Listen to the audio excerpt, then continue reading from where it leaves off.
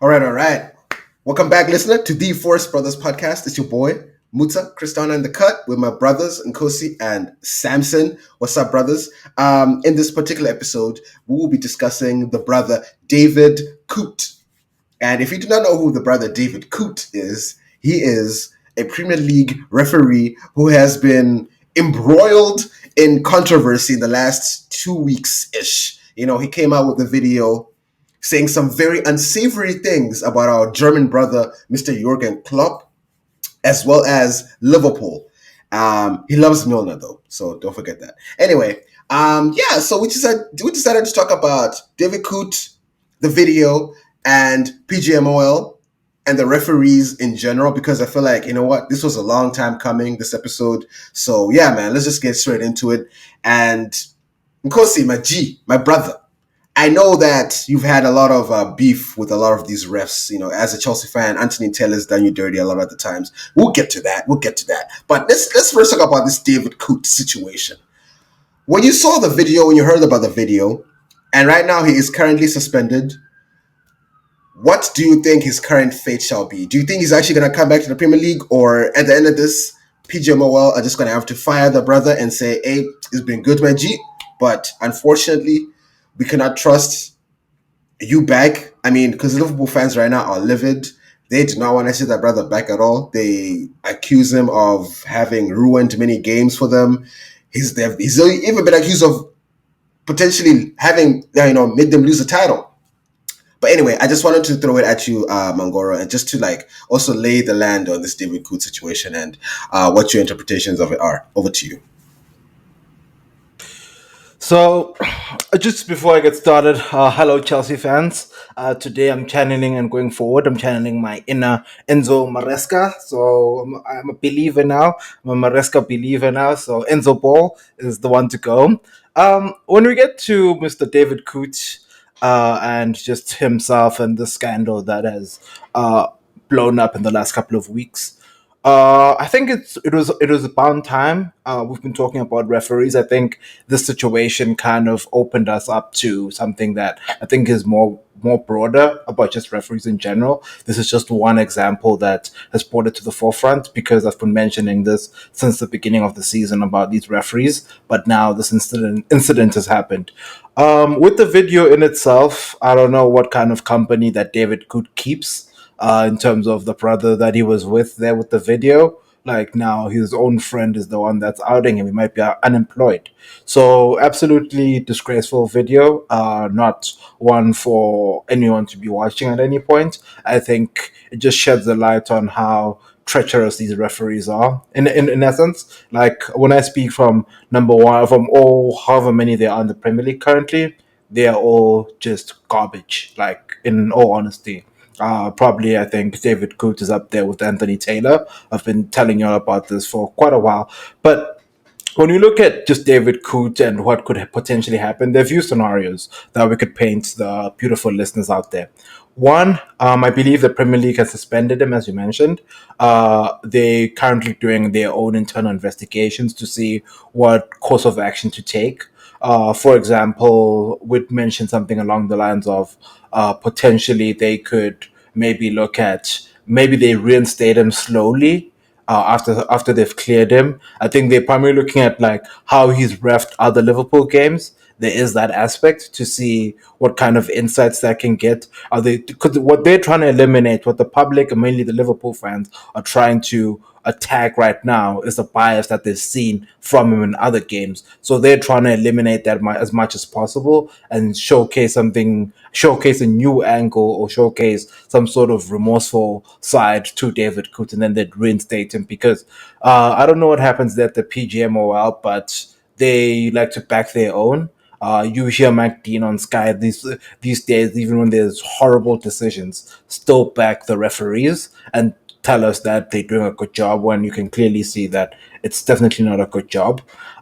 So in essence, I would see something like that happening. For me personally, I would say they should get rid of him. I think they should, and not only just him. I think every single referee should they just get rid of them. Like they should start afresh.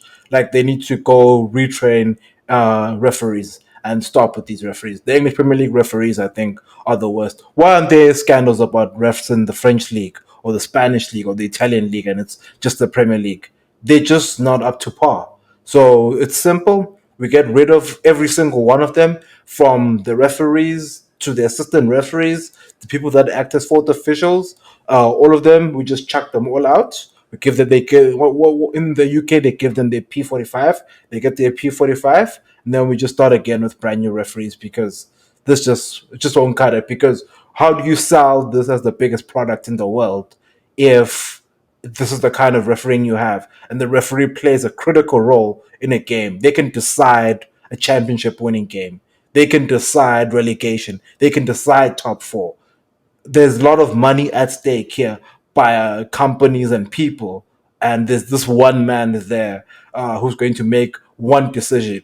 Like for example, Chelsea can spend 1 billion, and then David Coote or his colleagues can come and just ruin it in one moment, ruin everything. So in essence, I think there's a lot to. They need to do a self introspection. The PGMOL, they need to be humble. Like I'm going to repeat that, they need to be humble, because now we're now at a point where they've built this product, which is the Premier League, that everyone's watching, but everything needs to be up there in terms of like the quality, from the referees to the assistant referees, the players. We bring in the best in the Premier League, so there is that aspect. So I don't know. For me, David Coote, my opinion, I think he has to go. I never want to see him ever again. I'm pretty sure Klopp feels the same way. Samson, do you feel the same way about this brother, David Coote?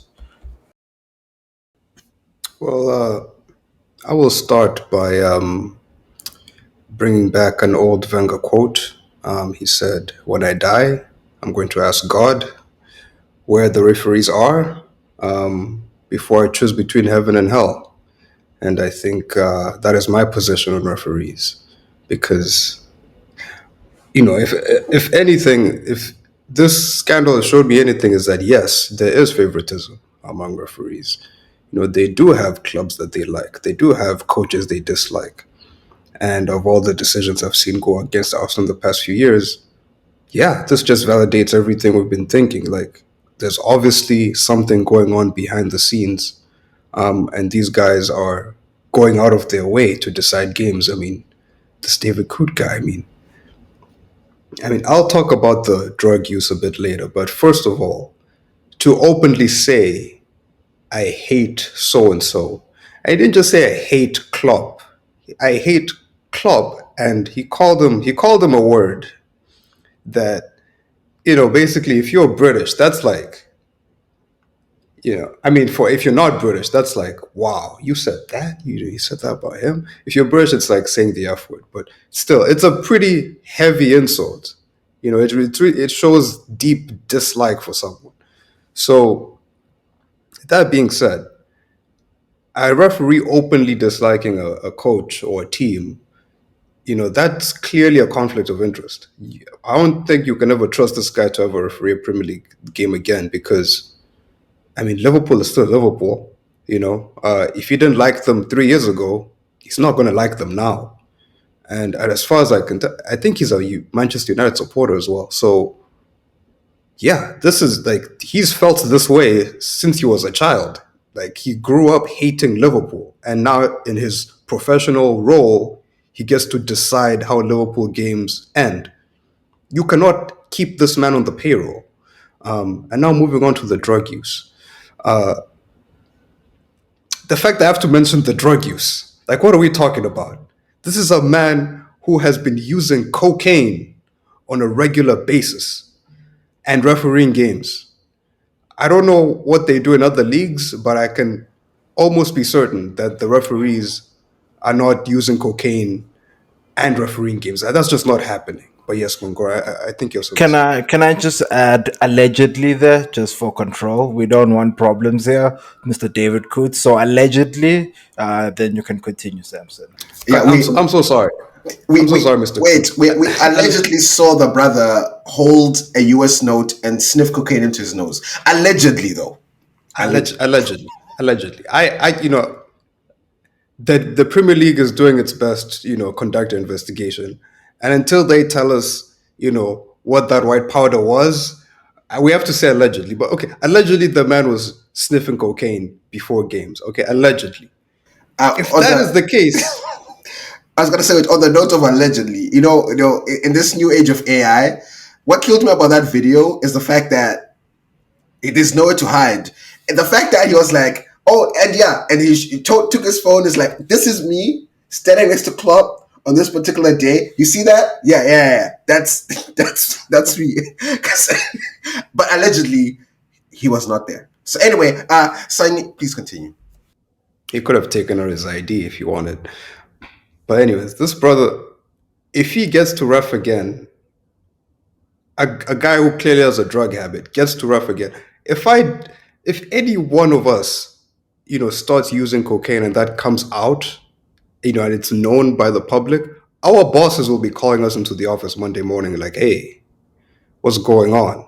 Like, we will be going to a drug test immediately. The fact that this man, it's even a conversation, to me shows that the PGMOL just has this whole refereeing thing gone wrong, because these are things that should just not be tolerated. Number one, hating a manager or a team. Number two, using drugs. Like, what are we doing? What are we doing? Maradona, Diego Maradona, one of the greatest players ever, they ended his career because of cocaine use. And we can't end a referee's career? This is ridiculous. Who is David Coote? Like, is he the GOAT? Send him home. What are we talking about, man?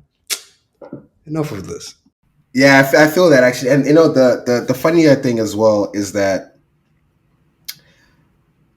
there's so much else, yeah, in this story, that just the video itself is just so funny to me, because I'm trying to think about the situation here. Like, okay, you see your buddy is holding your phone and is asking you a question. I know they were probably on drugs that day, or on alcohol, whatever that was. But there are also people coming out and saying, okay, wait, so can't referees have opinions? Like, we've seen Klopp shout at refs on the sidelines. We've seen him like barking at those, we've seen him. So it can make sense for a ref to be like, I'm impartial, but fuck that guy, man. He sucks. He's always up in my ear talking. 90 minutes of just hearing that German accent right here. Is he not allowed to have an opinion and say, yeah, I don't really like him. Yeah, he's a bit of a douchebag. So I don't know. And then cocaine use. I mean, who doesn't use cocaine? Well, we don't. But there are people out there who do. It's not taboo to sniff a little. Anyway, I'm just saying though, like, some are saying, has he done something here that is completely wrong in the fact that he just expressed his opinion about a certain man who's not even in the Premier League anymore? There's that argument. What do you brothers say to people who are saying that? The referee apologists who are saying, stop the witch hunt. He's just a man. No, you see in life, the things that you do and their consequences. This he did to himself. There's nothing he can do, because as the referee, you have the authority, you have the cards. You can send Klopp off. I do. There's some aspect where I do feel for him, because sometimes even like the videos and some pictures that have come out recently where they've shown us where Klopp was in the ear of the assistant referee or the referee in itself. So yeah, I know, I do understand that there's the pressure, but in match day, between minute 1 and minute 90 or 95, however many minutes they add, the referee is in control in the entire stadium. If he deems that Klopp is misbehaving on the touchline, he has, and there's a fourth official there. He has the authority to go give him his marching orders, to go book him, to go send him off, and send him down the touchline. Then the game continues if he feels that's the case. But for him to come out and do all these other things that he's been doing is just, it's just something else. And I think I was ahead of my time in terms of these referees, especially when it comes to interviews. I think they deserve post-match interviews, and I'm still going to say this again, because when the situation right now, and referees need to explain themselves. We shouldn't hear from a PGMOL statement 2 3 days later. They need to go to the post match interview and get asked the big questions on why they made certain decisions and what was the justification of what they saw there in that particular decision. Because we're in the situation right now where the Premier League is deteriorating. So, but because I say this because managers, they go to post match interviews, and if they don't go there, they get fined, and they get fined for like not attending. Like I remember Ten Hag was asked about his job security after that West Ham game. They asked him the big questions, and that moment is a difficult question for him to answer, but he answered it.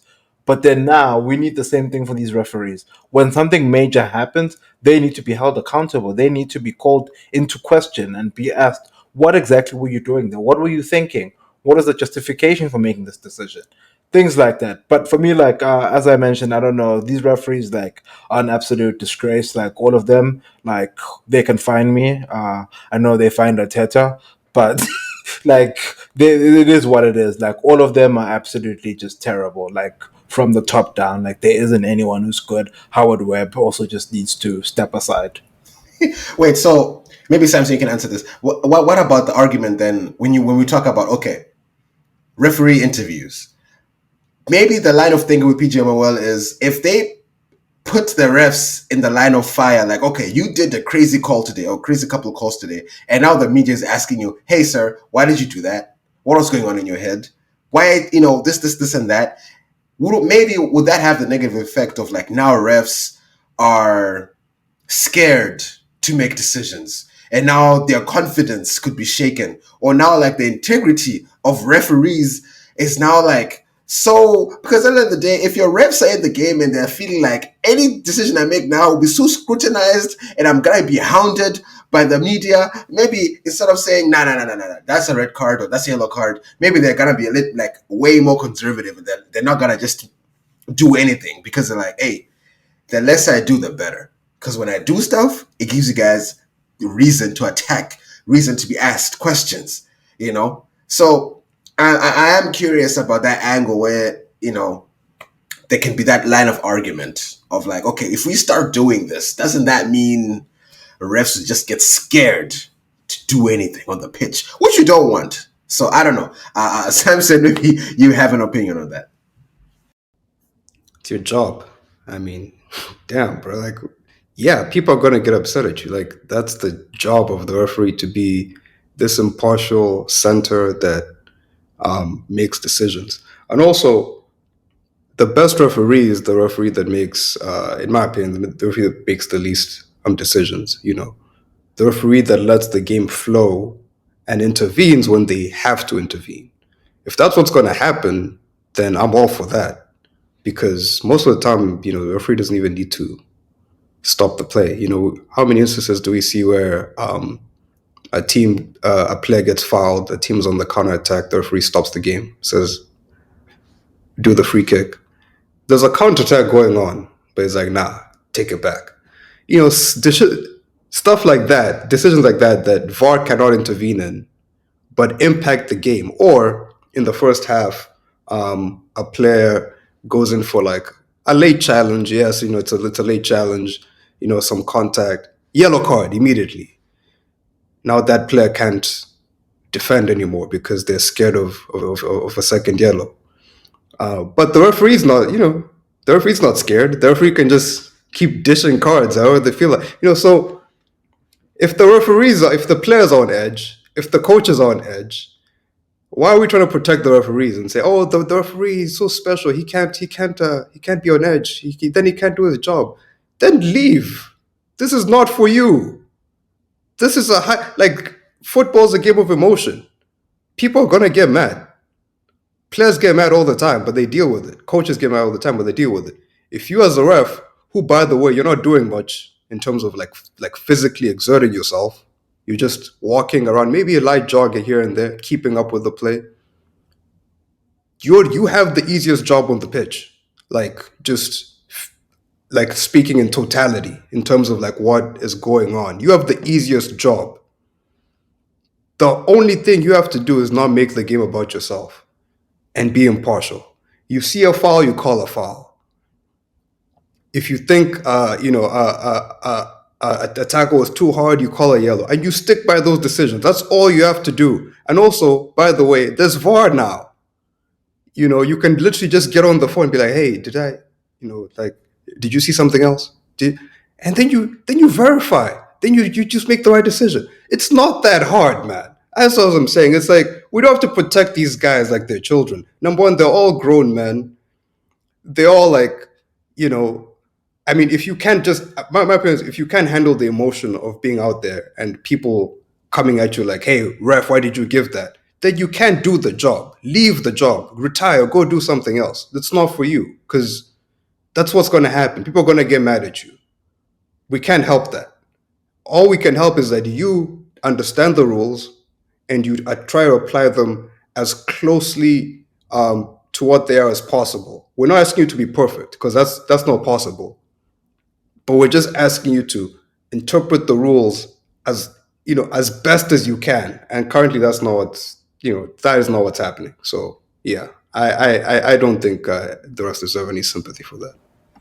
Uh, Let me quickly add, it's accountability at the end of the day, just to add on to what Samson was saying there. Because we hold players accountable when they perform poorly. We hold managers accountable when they perform poorly. We hold sporting directors, head of footballs accountable when they recruit poorly. We hold the owners of clubs accountable when the club deteriorates or goes into financial ruin. Why can't we hold the referees accountable? That's something we also have to do as well because they are part of this ecosystem. These are people we also have to hold accountable. A CEO of a big tech company, leadership in a company, you hold those people accountable. You, as an employee, you are held accountable as well. So why can't we hold? What's so special about these particular referees? What happens during their performance reviews? Oh, everything's going great, guys. Oh, great with all those wrong decisions. You're doing well. No, no, no, no, no, no, no. We need to do things correctly. And when I say correctly, it's you get there, you do your job, you make the calls when you make the calls. When you're unsure, you don't make the call. That's why there's VAR. VAR is there to assist you. And should you make the wrong decision, it'll help you get to the right decision. Done. And then we don't talk about you. It's pretty much the same. Now I don't know. These referees also, I think they have a tendency of wanting to be man of the matches at this point because some of these things they be doing, they want to be talked about. They want to trend. I don't know what it is about trending that gets them so excited, seeing their name pop up somewhere. Maybe because that's the only time they get some sort of fame or something. Someone's talking about them because now they're seen. So I think that's one thing. Because in all honesty, in a perfect scenario, with how VAR works and how perfect this whole system is, in my opinion, is a referee comes to a game, he refs the game. At 90 minutes, it's over. We talk about the result of the game. We're not talking about referees. But now every week we're talking about referees. That's how it's supposed to work. Like, and when he's unsure, as I mentioned, check with the assistant referee. If the assistant referee is not sure, there's a fourth official. If he's not sure, you have VAR. VAR is there. VAR was introduced to help you when you're unsure. Don't make these treacherous decisions that you're making, like in all honesty, because now you ruin the game, you ruin the flow of everything. People get booked, and you just pretty much that's why people like Klopp behave the way they do because we're behaving the people the way they do because of such calls. And honestly, these referees, Mutsa, I don't know, man. They're, like I can't say anymore. Like, don't even get me started on that other farmer, Anthony Taylor. Anthony Taylor. It's not. We're actually gonna talk about them, but like on just on this last David Coote video piece, for me, the funniest part of the video, the whole part of it, the funniest part was at the very end when the guy who was with him was like, "Oh, by the way, yeah," because Coote was like, "Oh, please don't let this video be released anywhere," and then it was like, "Oh yeah. What did he say? It's like, because Coote was like, just to be clear, this video can't go anywhere, seriously," and the dude was like, "Oh yeah, he's a Premier League referee. Let's not ruin his career. Let's face it, we're good blokes." But we can't ruin a good bloke's career. We're not that bad. Also, he's a legend. That's what he says. So for me, the company you keep, man. so this video I think was recorded in 2020, maybe 2021, and it's come out now. I know, Samson, you're saying it was shared in a group chat somewhere. So I'm pretty sure a handful of people had this video. I don't know why it was recorded. I don't know why it was shared amongst other people. I don't know what the point of this whole thing was. It was just idiotic. For me, it also speaks to the fact that I feel like if you're scared of your employer, you will never like put yourself in a position where someone is recording you talking shit about your employer. Like, I don't know what scenario you're like scared of someone and you're on video talking shit about them. Like, that's not how things kind of work, you know? And to just, yeah, so I guess it may also speak to the fact that maybe the PGMOL, like, it's just so corrupt that these guys do not actually give a fuck. Like, the fact that we have this on video, him allegedly sniffing cocaine on video, there are pictures out there of him and other refs in Thailand with, women of the night on camera, on pictures. We can see them. There have been videos of them dancing with a lot of these women. It's just,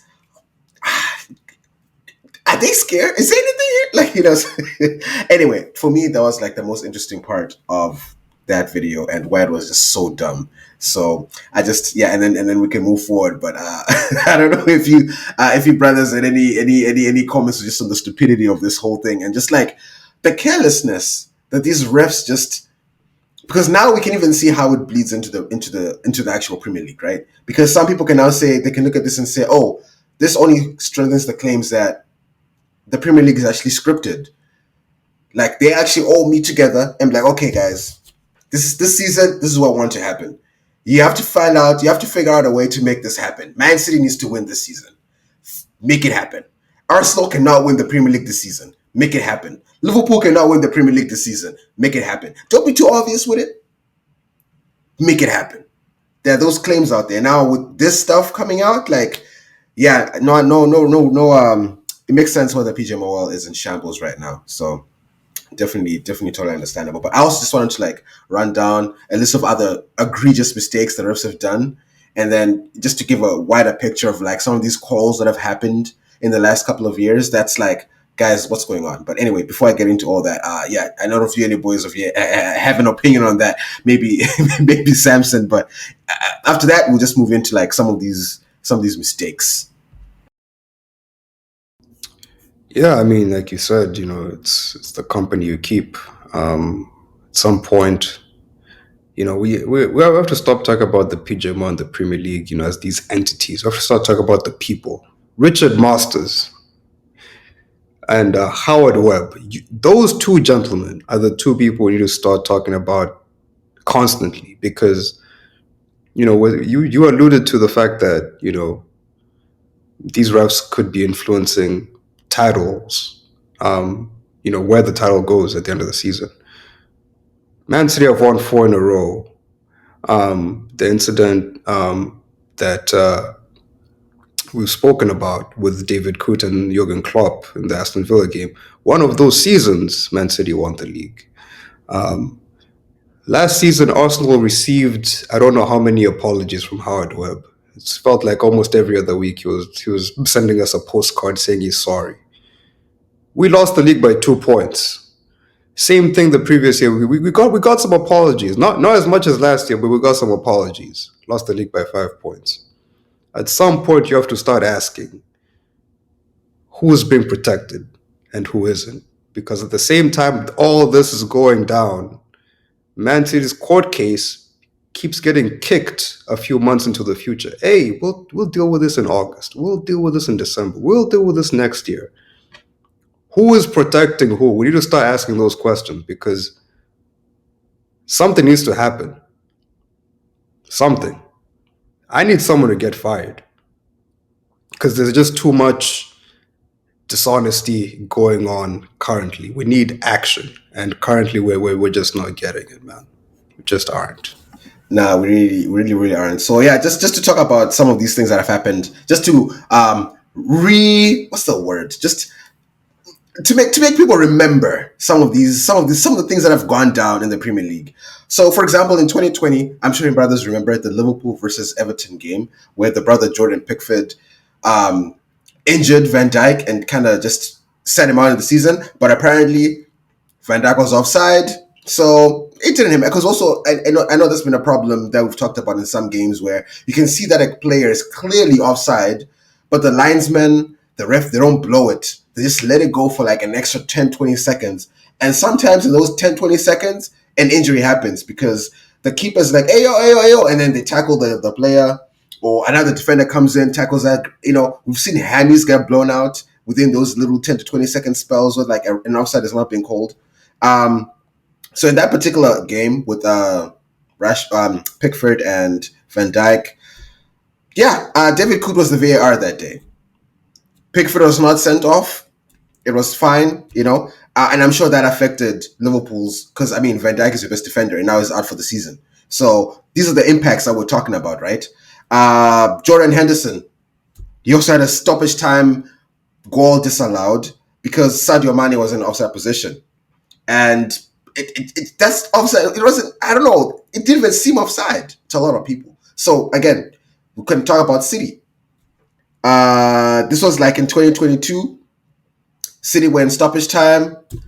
Phil Foden scored, and then Rodri somehow had a handball, and yeah, the refs were just like, nah, it was cool, and Man City won the game. They even saying Tierney had a clear view of the incident, but with the assistance of VAR Chris Kavanagh, they chose not to award the penalty. We also, it was a handball, but they're like, nah, City got it though. So let's not do that. And City won the league that 2022 season. City won the league by 1 point.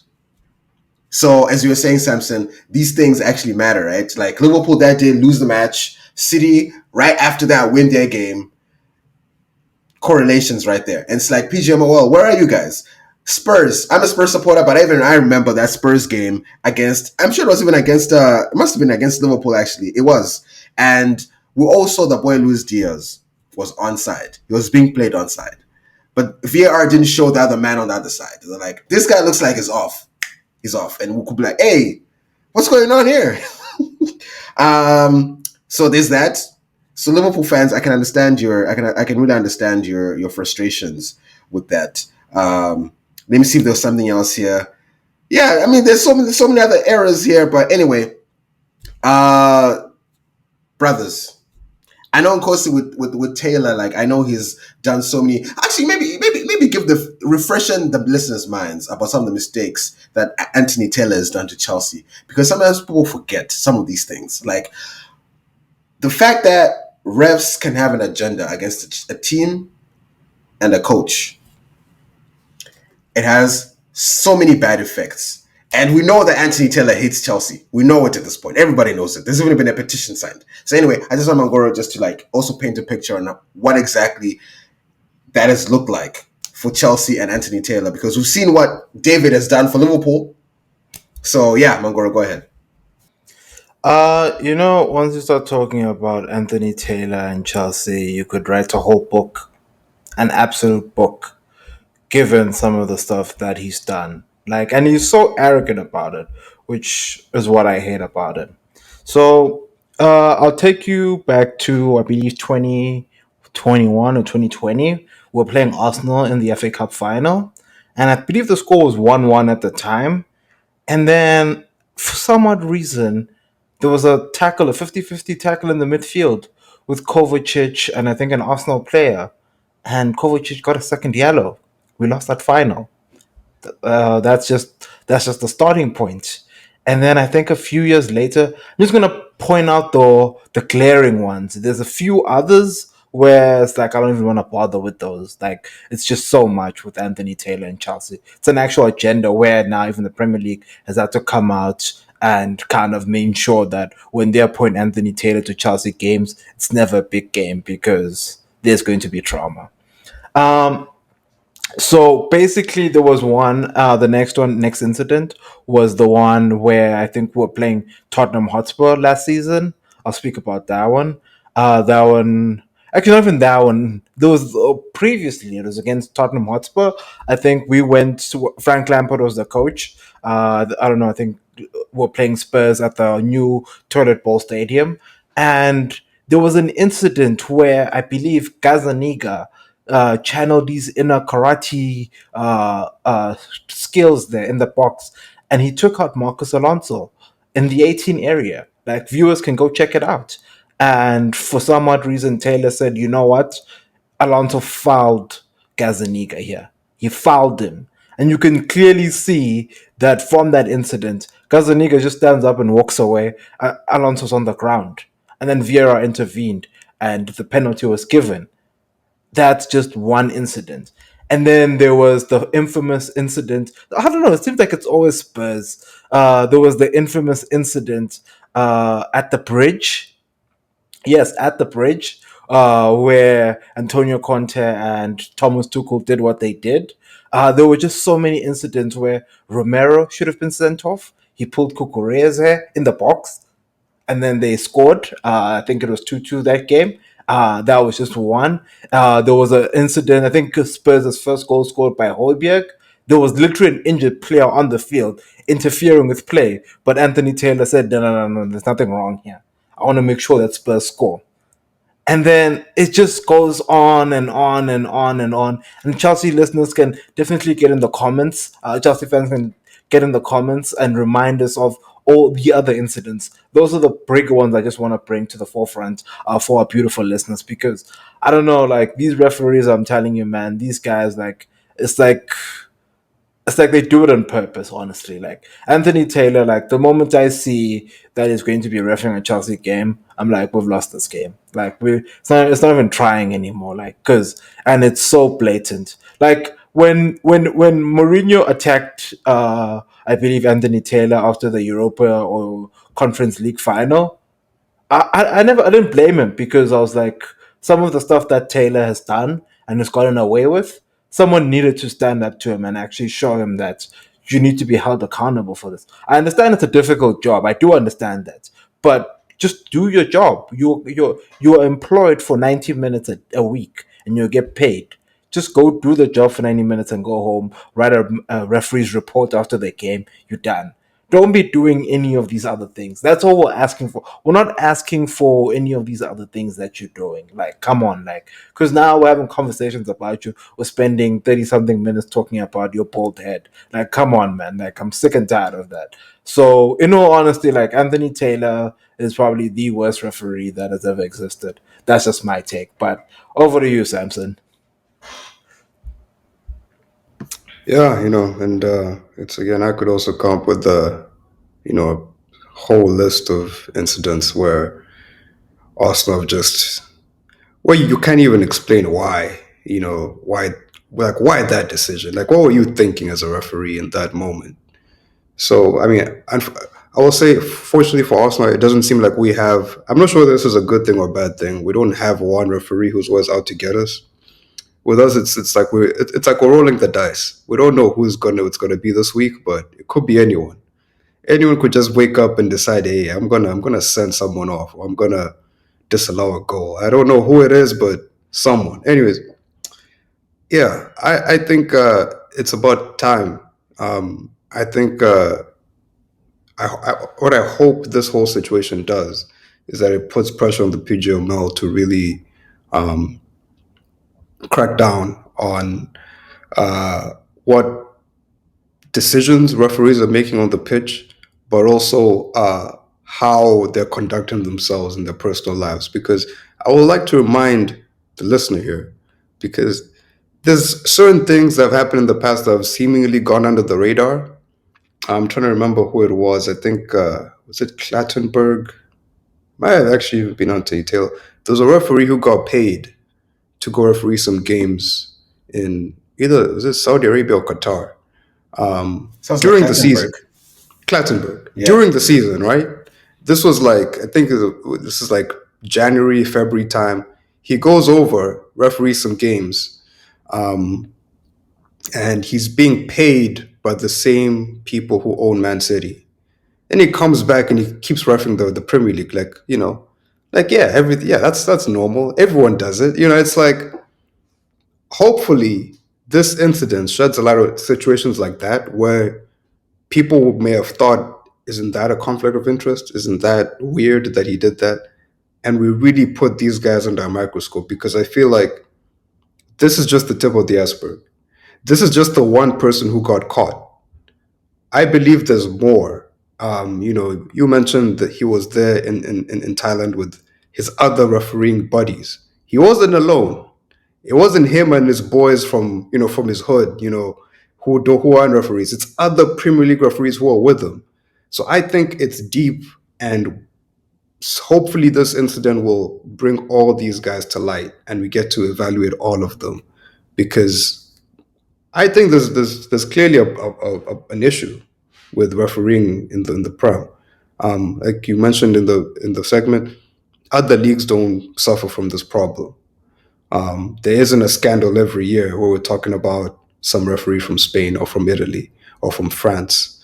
In France, actually, Mongora, I think they do implement what you're talking about. There is a post-match interview with the ref. And I think, yes, that is exactly that's the first step we need. And the second thing we need is a deep audit of all referees. What are you doing on the pitch? What are you doing off the pitch? We need to know these things. Nah, and who they support. I think Mangoro, you're saying something about now it has to be public information who a referee supports, and most of them talk about I'm a Swindon supporter, and it's like, are you though, sir? Are you really a Swindon supporter? But anyway, another ref situation that people may have forgotten about was, if you all remember, Bobby Madley and his fiasco, like when he was making fun of someone with a walking impediment. He was ultimately sacked, of course, but that decision also took a bit of time, by the way. It's not like the PGMOL the next day were like, yeah, he's gone. Yeah, we don't tolerate that. No. That took, I think, at first was even demoted out of the Premier League to like the lower leagues. It wasn't even like, oh, you cannot ref any more games. So like, now, okay, we'll take it out of the spotlight for like a bit. Let it cool down a little bit, So, and then on the other hand, you see right now, for example, Spurs. Rodrigo Bentancur just got fined 100,000 and a 7-match game. He's been banned for 7 games for a comment he made about Son and his Korean people. Players get any small thing that they do. I remember even Garnacho, or he I think he said something about, oh, congratulations, and then he said the word black, but in Spanish I don't remember what it is, but it's kind of close to like a slur for black people. And then FA were like, Garnacho, we're gonna fine you for that, and you're not gonna play a few games for that too. Garnacho's like, guys, was it the ape thing that he used for Onana? The comment was, sorry, that was Cavani. Cavani did the comment where he was congratulating someone and then he got fined. Garnacho was the ape emoji, which Onana himself uses, and people know him for that. But because Garnacho said it, it was like, hey, oh man, nah, you can't.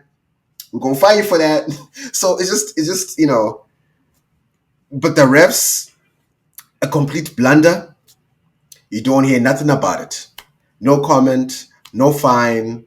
I don't know if they get withheld pay that week, but the PGMOL doesn't sound like they do. It just sounds like they live their lives. If they make a fuck up on the pitch, like that's cool, man. They'll get over it. It's fine. Don't worry about it. Yeah, you did a good job there. You created some drama. People are talking about the Premier League. I don't know. I don't know if that's what it is. I feel like sometimes it's like a reality show watching the Premier League. Anyway, I feel like we have done this episode justice. I believe that the PGMOL have a lot to do. I'm glad. If this is David Coote's Matar moment, if this was released and now the PGMOL changes, refs become better, the Premier League gets better, David Coote, we thank you, sir. You have done a wonderful service to our beautiful sport, because we're starting to lose it. I was even starting to feel like the love of the game was leaving me a little bit, just because of all this, like, the refereeing decisions. It's just getting so bad, man.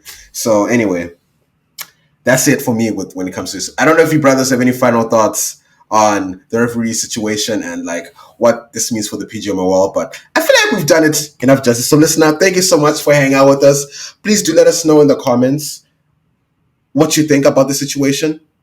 And if you have any more, if you're in Thailand, for some reason you saw David Coote doing something, send us the picture. Just, get it out there. Anyway, please do like, share, comment, subscribe, tell your friends, We got more drops coming. This was the last international break until March next year, I believe. So we're good for a few months. No more boring weekends. Thank goodness. So back to full on Premier League next week with the Forest Brothers podcast. Thank you so much, listener, and we will catch you on the next one.